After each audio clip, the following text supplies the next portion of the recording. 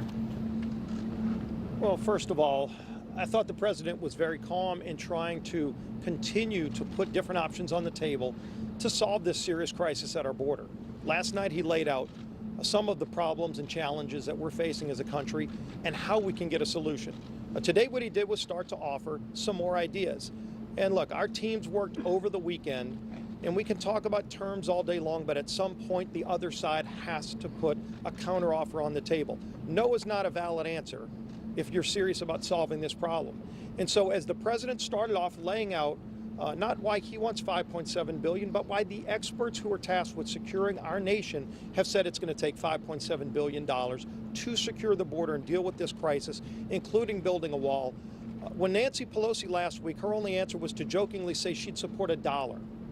Now, the American people who are watching this shutdown, the families who are going to be missing paychecks this week, it's not fair to them to jokingly say you're going to willing to only offer $1 to solve this problem when you haven't given any serious, credible counteroffer.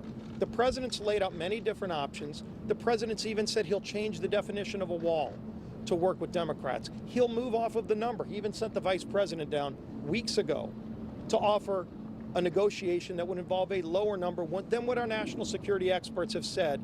And not one single time have the Democrats offered a counter other than to say $1.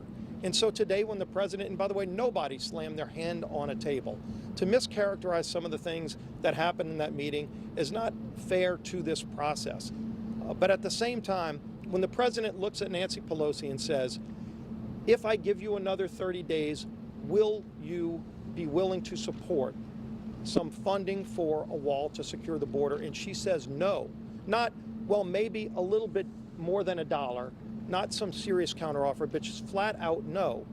That's not an acceptable answer to a serious crisis at our border where we're seeing people dying, where we're seeing the drugs that are pouring in, and the families all across this nation that are being touched in a very negative way by the drugs and the opioids. When you're going to see paychecks being missed, and there's a quick way to solve this problem, and not once have the Democrats offered a single counteroffer.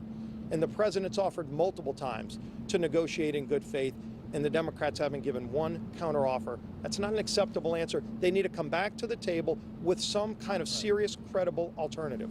Mr. President.